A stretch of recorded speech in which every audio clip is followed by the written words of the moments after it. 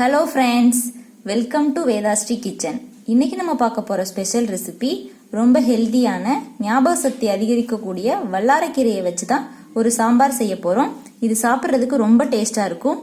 இட்லி, இடியாப்பம், அப்புறம் தோசை கூடலாம் சாப்பிட்றதுக்கு ரொம்ப நல்லா இருக்கும். வாங்க எப்படி செய்யலான்னு பார்க்கலாம்.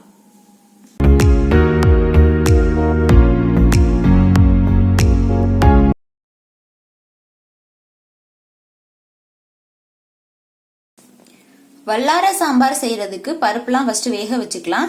நான் 50 கிராம் துவரம் பருப்பு, 4 டேபிள் ஸ்பூன் பாசிப்பருப்பு எடுத்து கழுவிட்டு எடுத்து வச்சிருக்கேன். இப்போ இது வேகிறதுக்கு தேவையான அளவு தண்ணி சேர்த்துக்கலாம். பருப்பு மூழ்கிற அளவுக்கு மட்டும் தண்ணி சேர்த்துக்கலாம். இது கூடவே ஒரு 1/4 டீஸ்பூன் மஞ்சள் தூள் சேர்த்துக்கலாம். மஞ்சள் தூள் சேர்த்துட்டு குக்கரை க்ளோஸ் பண்ணி வச்சு ஒரு 3 விசில் வச்சு எடுத்துக்கலாம்.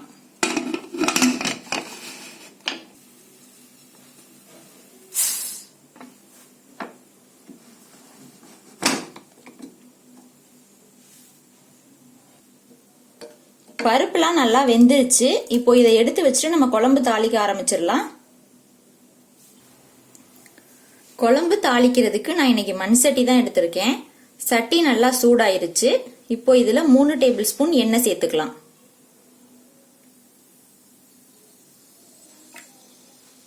எண்ணெய் நல்லா சூடாயிருச்சு. இப்போ இதுல 1 டீஸ்பூன் கடுகு சேர்த்துக்கலாம். 1 டீஸ்பூன் ஜீரகம் சேர்த்துக்கலாம்.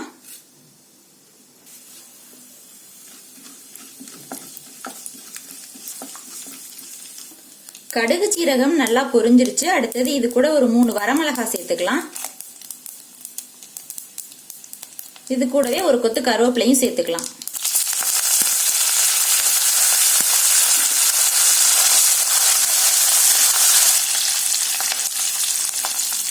அடுத்தது கொஞ்சமா பெருங்காயத்தூள் சேர்த்துக்கலாம்.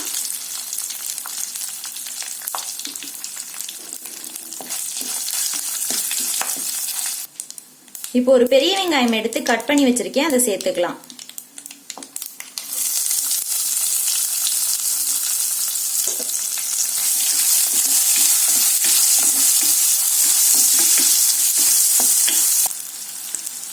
வெங்காயம் நல்லா வதங்கிருச்சு. அடுத்தது ஒரு பெரிய தக்காளி எடுத்து கட் பண்ணி வச்சிருக்கேன், அதை சேர்த்துக்கலாம். இப்போ இந்த தக்காளி வதங்குறதுக்காக கொஞ்சமா உப்பு சேர்த்துக்கலாம்.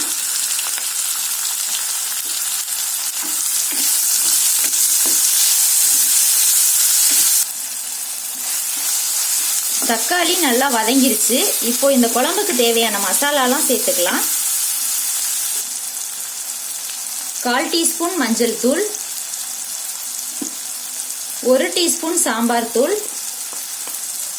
2 டீஸ்பூன் மல்லித்தூள், 1 டீஸ்பூன் மிளகாய் தூள். இப்போ இந்த மசாலாலாம் எண்ணெயிலே நல்லா வதக்கிக்கலாம். மசாலாலாம் நல்லா வதங்கிருச்சு. அடுத்தது கீரை சேர்த்துக்கலாம். நான் வல்லாரை கீரை ஒரு பெரிய கப்ல ஃபுல்லா எடுத்து கட் பண்ணி வச்சிருக்கேன். இப்போ இதை சேர்த்துக்கலாம். இந்த கீரையில மண்ணு நிறைய இருக்கும், அதனால நல்லா அலசிட்டு சேர்த்துக்கோங்க.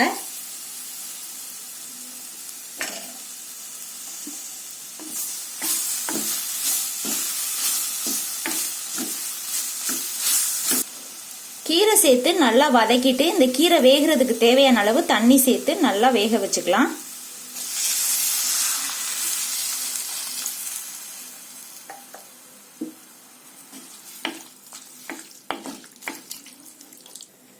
இப்ப க்ளோஸ் பண்ணி வச்சிடலாம். இந்த கீரை நல்லா வேகட்டும்.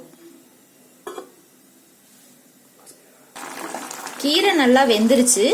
இந்த கீரை வேகிறதுக்கு ரொம்ப லேட் ஆகும். நீங்க இந்த மாதிரி மசாலா கூட சேர்த்து வதக்கிட்டு பானையிலே கூட வேக வச்சுக்கலாம். அப்படி இல்லைன்னா நீங்க குக்கர்ல பருப்பு வேக வைக்கும் போது கூட சேர்த்து வேக வச்சுக்கோங்க.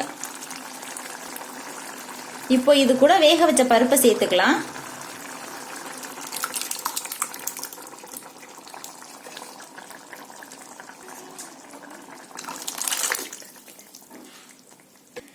பருப்பு சேர்த்து நல்லா கலந்து விட்டுக்கோங்க. இந்த கீரை லைட்டா கசப்பா இருக்கும், ஆனா உடம்புக்கு ரொம்ப நல்லது. குழந்தைங்களுக்கு ஞாபக சக்தி அதிகரிக்கிறதுக்கு இந்த வல்லாரை கீரையை அடிக்கடி சாப்பாட்டுல சேர்த்துக்கலாம்.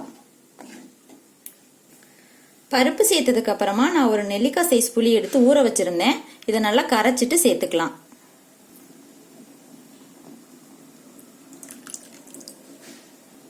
புளி சேர்த்ததுக்கு அப்புறமா இந்த குழம்புக்கு தேவையான அளவு உப்பு சேர்த்துக்கலாம்.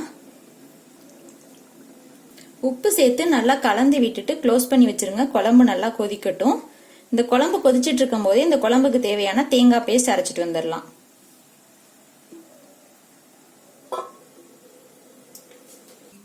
தேங்காய் பேஸ்ட் அரைக்கிறதுக்கு ஒரு மிக்ஸி ஜார்ல 4 டேபிள் ஸ்பூன் தேங்காய் துருவல் சேர்த்துக்கலாம்.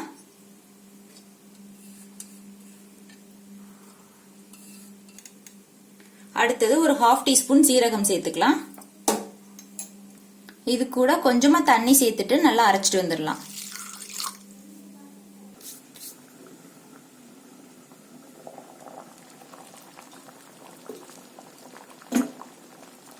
குழம்பு நல்லா கொதிச்சிருச்சு. இப்போ நம்ம அரைச்சு வச்சிருக்க தேங்காய் பேஸ்ட்டை இதுல சேர்த்துக்கலாம்.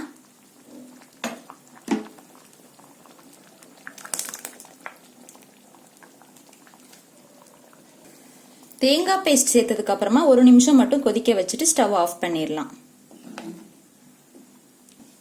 நம்ம இந்த தேங்காய் கூட சீரகம்லாம் சேர்த்து அரைச்சிருக்கிறதுனால ரொம்பவே வாசனையா இருக்கும் இந்த குழம்பு சாப்பிட்றதுக்கு. தேங்காய் சேர்த்து குழம்பு நல்லா கொதிச்சிருச்சு. இப்போ ஸ்டவ் ஆஃப் பண்ணிடலாம். அவ்வளோதான், ரொம்ப ஹெல்தியான ஞாபக சக்தி அதிகரிக்கக்கூடிய வல்லாரைக்கீரை சாம்பார் சூப்பராக ரெடி ஆயிருச்சு.